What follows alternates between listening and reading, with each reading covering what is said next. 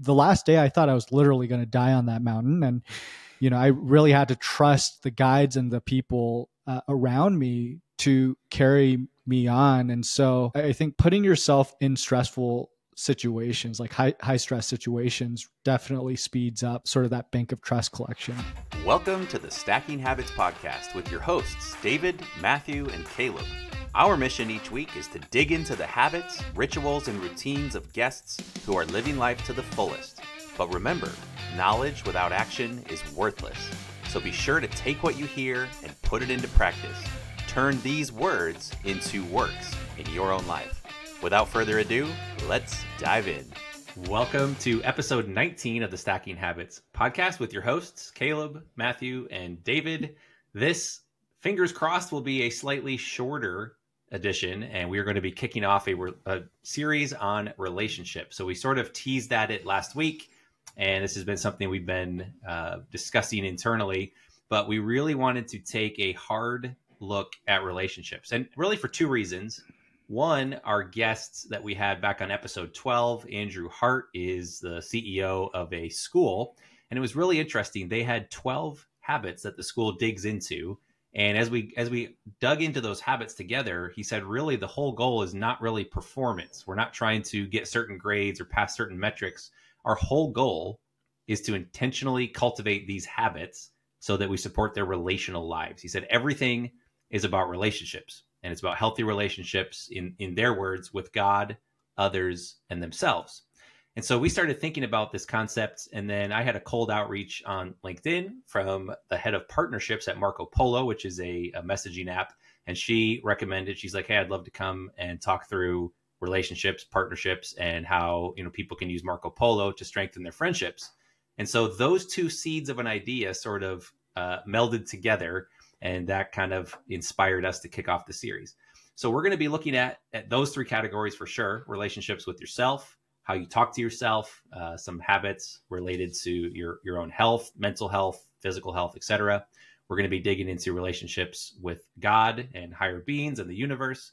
And then, of course, relationships as we typically think about them, whether it's the three of us as friends, whether it's a partner, whether it's a lover, whether it's competition, employees, you name it. So it's pretty hard to go through life without having some sort of focus on relationships. And really, as we dive into this, I have two words that come to mind. And one is aware, and the second word is care. And I wanted to develop a whole bunch of other rhyming words, but we'll stop with those two.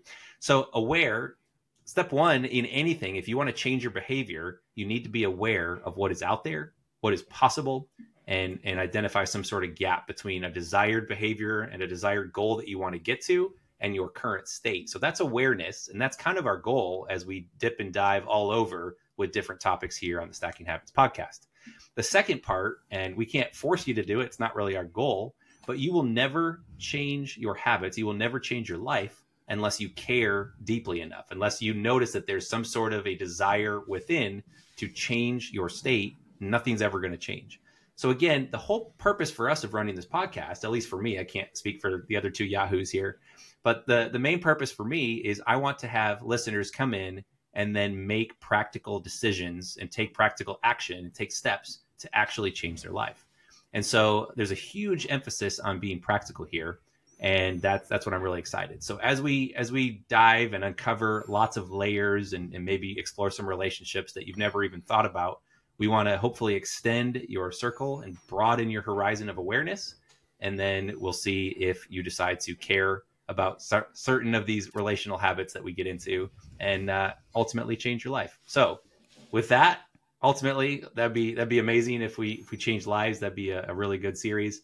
How long will this go? We're not quite sure. This is something that we're gearing up, ideally 8 to 12 episodes. So probably the next 2 to 3 months, you'll see a kind of a common thread as it relates to relationships weaving its way through the podcast. So we're excited for that. And I know, Matthew, you dug up a video that sort of changes the way we think about relationships. Do you want to jump in and play that, and then we'll riff off of that a little bit? Yeah, let me play that. Tell me if the audio comes through. This will be a little bit of a sneak peek of some of the ways that we want to change the way we think about relationships. My parents are both alive. My parents, are your parents alive? Mm-hmm. How old are your parents? 76, 74. And where do they live? Washington, D.C. How often do you see them? Like twice a year. Okay. So most people be like, okay, you know, I have, let's say your parents live till 80, so they have 5 more years, okay? Let's just say roughly. You would say I have 5 more years of my parents, but I would say no. You have 10 more times with your parents if you see them twice a year. You see them twice a year times 5, you have 10 more times to see them. When you start thinking of things like that, your first reaction is, I want to go see my parents. At least that's mine. So you change the way you approach it. I'm like, I'm going to go see my parents every other month. You know, I'm going to make it a priority. That was a good clip. I didn't realize how much Jesse Itzler reminds me of Matthew McConaughey, especially with that crazy hair. Especially with the scruffy beard going on. Exactly. He's just wearing a shirt. I think it is Matthew McConaughey. If he took off his shirt, I think you wouldn't be able to tell the difference. So for sure. I'll be honest. I've thought about my relationships like that. I remember moving out of my parents' house, and I remember thinking that this will substantially reduce the number of times I get to interact with them. You go from seeing them every day to seeing them once a week to seeing them, you know, once a month. And one of the maybe the sad realities of life is that you really don't realize that until it's too late.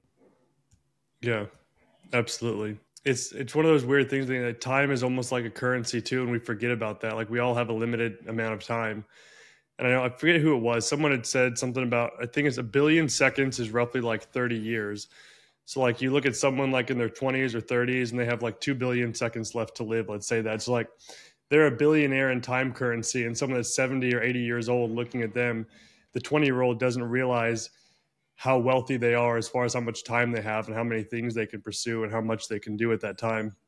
We think of wealth specifically just as the dollar amount, but all of us are relatively young still, and we still have a decent amount of time to live if we're living to 80, 90 years old. And I think it's important to realize that we have time, but it's still limited. Every single day goes by. I know it sounds kind of dark, but I've always wanted to. I've never done it, but I've wanted to get one of those life calendars where you check off weeks as weeks go by. Have you guys seen those before, where it shows like, I think doesn't Jesse? He has a giant calendar he does each year For the year. Yeah. For a year, he like has a big ass calendar. Yeah, it's literally the name of it. And what you want to get. But yeah, it's kind of almost dark in some ways. It's like 70 years, 80 years, and you're seeing like, hey, half my life is blacked out now. Now I have this much left. But it also puts it into perspective, at least for me it does, of, hey, it's like, it's not just a day. If I'm sitting down scrolling Instagram for 5 hours, like it might not seem like much for a day, but hey, if you're like saying, I don't have this day ever again, it's going, and then my days are getting shorter, it changes what you spend time with. It'd be a good time to share this screen. Let me share this screen real fast on this image. I want to get your guys. And as you're queuing that up, I think, Matthew, you made a really good point. It's like we like to be rich in money, but in reality, being rich in relationships and rich in moments and time is going to lead to a much deeper life. Yeah. So on the screen here, for those of you that are listening, I've got a chart up, and it shows a few different relationships you have throughout your life, and then the amount of hours per day you spend in those relationships as you go through life. And so an exercise I kind of wanted to do with you guys is look through each of these in order and then talk about what significance you pull out of that and what we can kind of learn from that. So the very first one is parents, siblings, and family. It's over 4 hours a day when you're younger, and then it sharply declines around the age of like 20 to like 30 years old. And then it stays steady throughout the rest of your life. So it's a huge decline. You've got a lot in the beginning of your life, then it's a huge decline the rest of your life. So when you guys look at that, what does that make you think of for parents, siblings, and family, and how you kind of interact with that relationship in your life? Granted, we're all older. We're all past that 27-year-old mark, so we're in the flat period of this chart. Man, mine doesn't look anywhere like it. So for those that can't see it, the chart starts at about age 15, so mid-teens, lower teens, and then it goes up to 85. So kind of a lifetime, but ignoring the age 0 to 14. Which would be parents one most starts, of your day. Yeah, parent starts a little over 4 hours a day and then drops in the college time frame down under 2 hours. For me, I don't get anywhere near that. I'm like the Jesse Itzler story, where my parents live a state away, and they're several states away right now because they're snowbirding, and I only see them 3-4 times a year. So the idea of even seeing them 2 hours a day, like this chart suggests, and that goes for my siblings as well. I don't know if you guys are different with parents that live closer, but I don't see my parents much at all. And so Jesse's video clip really resonates with me, where it's like, man, every chance I get, I want to be present and soak that up and enjoy it, not try and be distracted by work or anything else, because those are very limited times. My guess with this chart is that they ask people how many days per year they spend like with their parents. They say, hey, I visit them 1 week a year. And they're like, okay, that's 140 whatever hours divided by 3. So I think it's based on that. So if you see your parents 2 weeks out of the year, I think they're basing it off of that and dividing it. So it's roughly ends up being 2 hours a day, but it's in all reality a lot less than that. Yeah. I think it's also how, kind of like what you said, Caleb, like what your circumstances, how geographically close you are with your family, and all of these other relationships as well.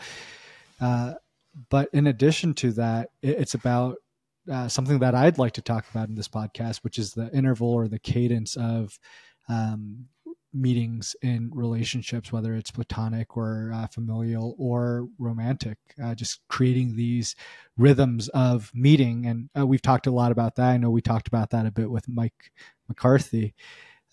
But I look at this chart and it drops off. I would say, like, for me, it probably stayed pretty high up until my 30s, and then it started dropping off. And really what I'm trying to do now is figure out ways to increase it, right? That's one thing that we don't see in this chart really, is like a lot of relationships increasing or time spent increasing, except your time alone. That's kind of depressing. And partner. Yeah, that does go up ever so slightly too. So a lot of these make sense. Like time with children is going to peak kind of in your 30s, as you're having kids, assuming you have kids around the age of 30. What's interesting to me is the alone time starts a little under 4 hours. And by the end, late 80s or mid 80s, when the chart, cuts off, presumably death, the alone time is approaching 8 or even exceeding 8 hours a day. And so I think there's this mentality that if you live a rich life, if you live a full life and are well connected, have good business partners and friends and family and kids and grandkids, then theoretically in retirement, you'd spend more time with people and less time alone. So that's the part that is kind of sad. And I guess a lot of people spend their time in nursing homes or on their own, and they are disconnected from reality. And I'm reminded of the comment from Brad Rubendale, I think our episode 6 guest. And he said, connected people do good for themselves in society, and disconnected people or isolated people are doing the opposite. So that's just kind of resonates with me. And that's kind of a bummer. And a reminder, if you do have grandparents or great grandparents or some older people around, be sure to spend a little time with them. The part on this chart, briefly, I know this is about relationships and connections, doesn't have screen time on here. And I think the average screen time now in America is pushing 4 to 5 hours a day just on your phone. That doesn't even account for TV. So, you talk about being connected to people and the rhythms and those relationships. And I think that would be really interesting to plot that over a lifetime as well. Yeah, the screen time would be an interesting one, because most of the time, the screen time on our phones is not necessary for us to live. It's not like most of the time, if I look at my screen time, it's not going to be 90% work related. It's going to be mostly random entertainment, random things like that. So we can steal back a lot of that time, which in some sense is encouraging, because you can look at that time on your phone and be like, hey, I could gain an extra 18 hours this next week if I limit my phone time. But like David said, if you establish a cadence, add something in there, that's an easy way to steal back some time. Monitor your habits on your screen. Set aside a goal of how much you want to steal back, and then where you're going to place that time instead. And I bet all of us, even if we think we're too busy, do have enough time to reach out to the parents more and reach out to siblings and connect with that friend that you've had since high school. We just spend that time other ways right now that are probably not as needed. Dude, I was thinking chess.com matches against you guys, 2 birds, 1 stone. You get some screen time and you get a little bit of that. I have Caleb. Yeah, give you guys really Truett, my son's account too. You guys can play him, see how he is. That's a no-win situation, because if I win, I feel bad for whooping up on a young kid, and if I lose, I feel really bad because I got whooped up on by a young kid. Yeah, it's a no-win situation. Matthew, do you have the odds of premature mortality slide you can throw up there? I can pull it up real fast. I'll kind of tee this off. So part of the question, why bother with a series on relationships? It's, of course, relationships are sort of everywhere. And you could argue that by the time we lump in those three categories, your relationship to yourself, to others, and then to God, then that's like, I think we've accounted for everything. That's probably, 100% of our time. We are relational critters. But what's interesting is, and I follow Scott Galloway, or Prof G, for those that have followed his podcast, and he talks a lot about kind of a loneliness epidemic. And one of the studies he referenced was a stat. It kind of stacks up several things. Do you have that there, Matthew? What does it look like? I'm seeing tons of different ones that all give different data. And I think I sent it in Slack. I can resend it real quick. Oh, you sent it. Okay. I was looking at. Let me see here. I can pull up Slack. So as he pulls that up. So if you were not watching on YouTube, we do have this on YouTube as well. You can search Stacking Habits Podcast on YouTube, and all of our episodes are there. So if you do want to see our lovely faces, and especially those of our guests, by all means, tune in there. Of course, we know that the audio version is nice for most of you, so we'll try and describe these as well. But as he's teeing that up, it's really interesting, the odds of premature mortality. And there's a couple culprits on here that you'd expect, like air pollution and obesity and physical inactivity. Then things like drinking 6 alcoholic drinks daily, which sounds like you're perpetually on a cruise ship. That's also bad. The next worst one is smoking up to 15 cigarettes a day. And then the last one there is lacking social connection. So lacking social connection, according to the U.S. Surgeon General, said social isolation is associated with a 29% increase in the risk of heart disease and a 32% increase in the risk of stroke. So social isolation, lacking connection, again, Brad's comment, is worse than if you smoked 15 cigarettes a day or drank 6 alcoholic drinks a day. So that just puts it into perspective how much that matters and how much being alone can be a struggle. So that I see that. I know Scott's talked about that as well. And then Matthew, go back to the other one, I think just to the left. Yeah, it's interesting. So in 1990, 3% of Americans said they had no close friends. So they would have reported that they have no, dear friends or close friends. That's only 3%. Fast forward to 2021, that's now 12%. And it's even higher for men. I think it's 15% for men, 10% for women. So 1 in 7 men report that they have no close friendships. And, I feel very fortunate to have more than that. I consider both of you close friends, and we've shared a lot of life together over the past several years.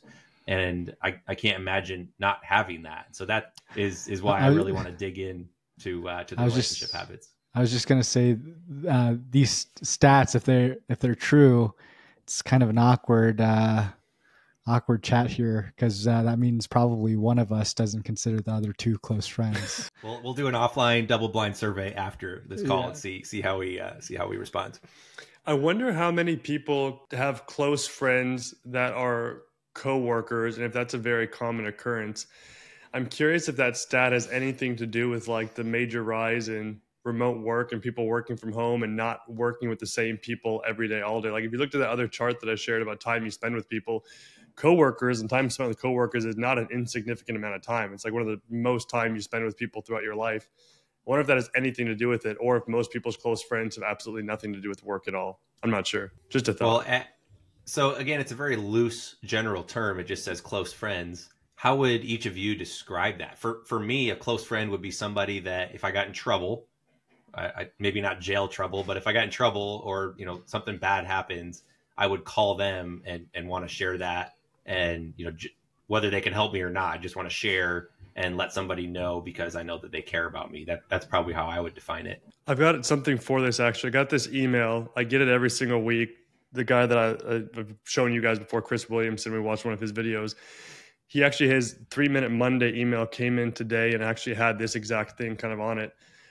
He had interviewed someone, and a friend had recently asked who his best friend is. And he said he wasn't sure. That's a bit of a rare question after the age of like 12 years old. So the question was then asked differently. Who do you have the least amount of filter with when you're around them? Which kind of reframed the question of what do you count as a close friend or best friend? And another good question here is, who can you sit in silence with and not feel the need to fill the void?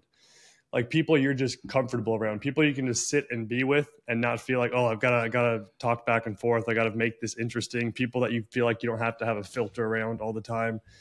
I think are 2 interesting ways to see how many close friends that you have. I think we all have friends where it's fun to get together, but it's also not necessarily relaxing. We kind of have that filter on. We kind of feel like we have to initiate conversation. We don't want to be boring, but we also have those friends where it's just second nature and natural to be around them and to be with them and to spend time with them. I think that's for me, that's a good analogy for what a close friend would be in my estimation. I think you nailed it on the head. Katya and I, we were watching Love is Blind, the new season, over the weekend, and we were just examining some of the relationships. If you're not familiar with the show, the premise of the show is both males and female enter into these blind pods where they have the opportunity to talk to each other but not see each other. And after a few days, they have to determine if they want to get married. And they then leave these pods and then have to experience the real world, real family, friends, jobs, what have you. And that's where you see a lot of these conflicts and arguments arise, these differences. And one of the interesting things that I noticed is in several of the relationships, the relationships it seems okay, but one weird thing is like they're unable to have direct conversation. They're unable to have that lack of filter that you were talking about, Matthew. And so Katya and I were talking about that a bit. And my theory was that in order, both in romantic relationships and in friendships, it really comes down to this bank of trust.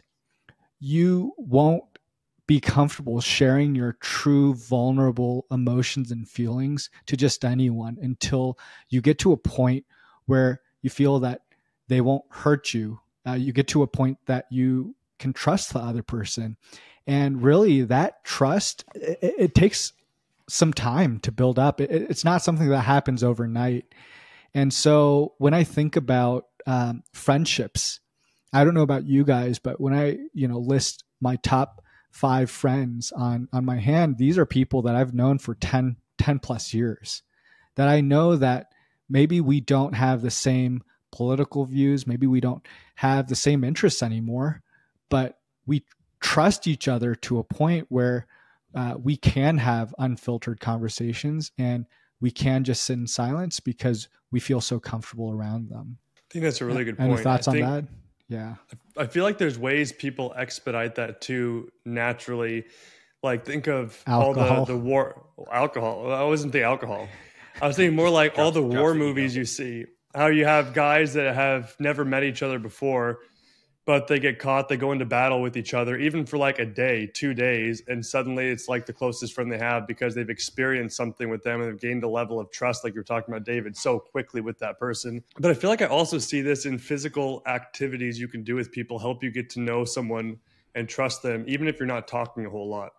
Like I bet if I paired you, Caleb, with a random person and said, you guys have both never trained for a marathon, but you have to finish one today. You guys are together, go do it. Like if you guys finish that together, I don't care who it is, you're probably going to have a closer relationship with that person. You're going to trust them. It's just you experienced something together. You went through a hardship together, even if it was for one day. Or I would never want to see them again. Or you'd never want to see them again. One of the two. It could go either way, I guess. I would just associate them with the massive pain of suffering through a marathon. I just keep thinking about Kilimanjaro, Caleb, when you and I climbed Mount Kilimanjaro last year, and I went with your brother, his friend, and then a gal named Krista. Oh, and KJ, can't forget KJ.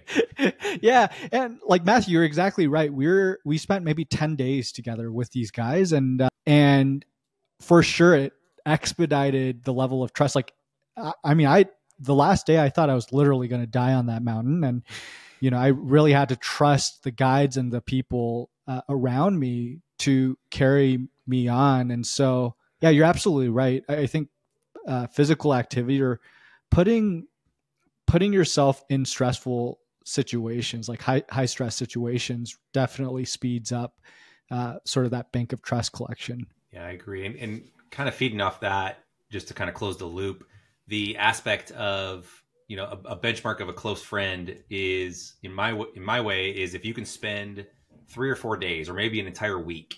So for example, David, you and I not only shared, 6 people on the mountain, but we shared a tent together. And, there's a lot of times when you're just exhausted at the end of the day and you want to chit chat and talk business, but you're also just content to just be and just to exist in each other's presence. And I think if you can sort of get through kind of that summer camp mentality where you're there for a full week with your best bud or close friends. If you can still want to spend more time with them when that week is over, I think that's probably a really good element of being a close friend, because it's easy to be transactional and sit down and share coffee for an hour or dinner for 90 minutes. I think that's pretty natural, and we're used to having those type of conversations. It gets a lot harder when you spend that much more focused time with each other. Absolutely. That's sort of a good segue to something I wanted to share briefly, which is talking about sort of the mechanical aspect of relationships. This is something that I employed a few years ago when I realized that relationships, it's about getting along with the other person. It's about feeling comfortable around them, trusting them, but it's also about investing the time. And I would argue and say that you can build relationships to look any different way. Like, it'll look different for each and every one of us. But one thing that all relationships have in common is they have to be based on some element of time spent together, whether that's virtually or in person. And so one of the things that I started doing a few years ago is starting to build these different cadences into my different relationships, whether that's weekly meetings with my fiance or date nights that we schedule out. That's pretty common. Family dinners, once a week. That's pretty common too. But another thing that I started doing is every month I have a happy hour for folks in my industry in the local area. And, every month I set up a time and a place and we meet up. And in the last, year of doing that, we've been able to build some really cool relationships and friendships and conversations around that. Again, like going into it, not really going into it as friends, but like more so, again, sort of like trying to hijack or hack my way into this relationship. And just like, if you just put, sort of like Kilimanjaro, if you put people into a place together for long enough, they end up becoming friends. And so anyway, I don't know if you guys have any sort of like mechanical elements to some of your friendships. Caleb, I know you like reaching out to people periodically. Yeah, I haven't really, we've talked off and on about building a software tool for it, but one thing I try to do is, as people pop into my mind, and that could be like Google Photos shows here's your year 5 years ago, here's what you were doing. I've got a note on my calendar the day we summited Kilimanjaro last March to, message all of you. So some of it is intentional. Other times, if somebody pops into my head, like Mike McCarthy did the other day, I'll just send him a text and maybe a funny photo or something that caused me to think of him. And those little touch points really matter. And they just kind of keep you connected. And it shows, hey, I had this thought. So often we think of other people in our friend groups, and it's just easy to go, I wish them well. And it's just one extra step to take out your phone or send them an email or do something. So I'm not the best. I don't really have it structured or mechanical, to your point, but I've tried to teach myself and to hone that skill that when I do think about it, to go one extra step and actually do something with that thought. So yeah, I don't have, as far as friendships outside the home, I don't have a whole lot of structure in place with that.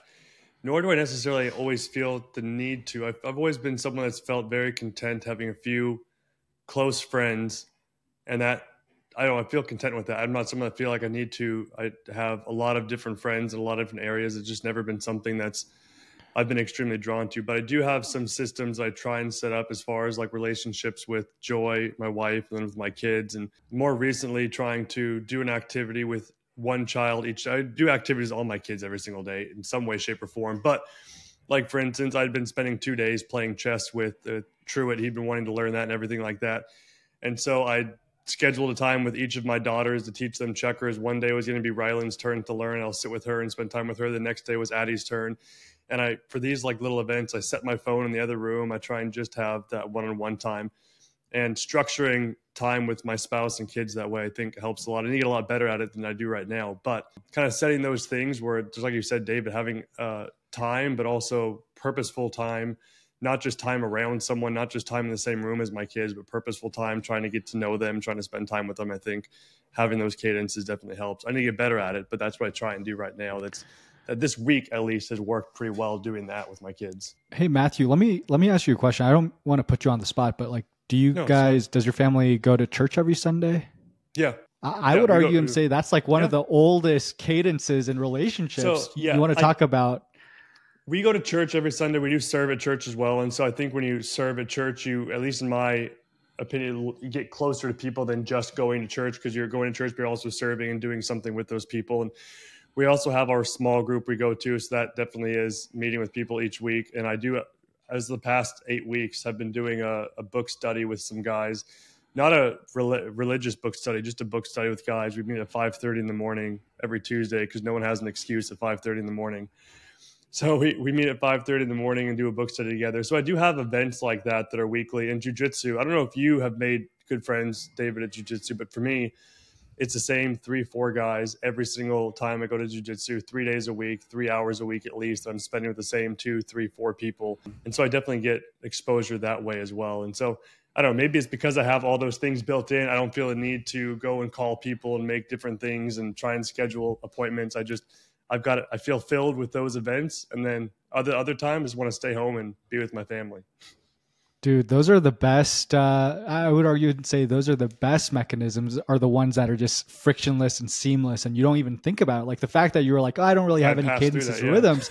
And you just like listed 6 different times where you're meeting with different people. And so like, hey, I guess if you schedule it, it just seems normal and natural. It doesn't seem, I guess, you can skip over that. Well, I think your friend group also really factors into how you approach life. And so, Matthew, you're saying I don't feel the need to connect with friends in Florida and Texas and Michigan and all over, because I've got my family that I feel really connected to. And I've got, people at jiu-jitsu and local book clubs, and that sort of scratches that relational itch, if you want to call it that.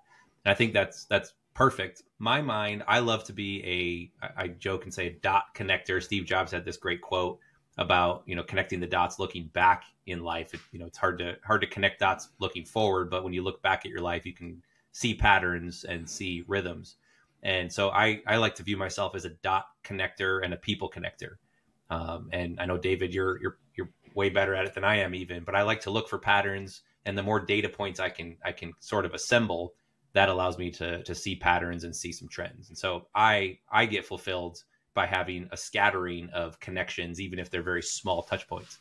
And so that's something that gives me energy and helps me feel, connected in the world. So that's what I pursue. Yeah, that makes sense. Well, we did promise to keep this a short episode. So if either of you have final thoughts, I can sort of land the plane here. I just have so many thoughts about this subject, and I'm excited to learn, because I think that relationships is one area that the more time you put into it, the more fulfilling and enriching your life will be. And so I'm just looking forward to this whole series. Yeah, likewise.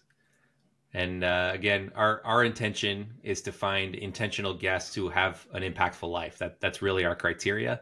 And so we're going to be diving into, and you just heard 3 slightly different versions of what it feels like to be connected and to have deep, meaningful, rich relationships. And that's just with the 3 of us. And so we're looking forward. We're going to follow our curiosities and sort of bob and weave through a variety of relational things. And again, we're going to be talking about relationships within, whether that's emotional, mental, physical. We'll talk about romantic relationships. We'll dig into the family. We'll dig into coworkers and employees and competitors and donors. I've got a donor lined up from a college. His whole job is to go out and ask people for money. And so he's very relational. And of course, people understand that he has an agenda. And so we're just going to dig into all these and, again, find habits that you can be aware of and decide whether or not you care about them. So tune in every week as we kind of uncover a different angle on the Relationship Network. And we're excited. We hope you are too. And we'll catch you again next week.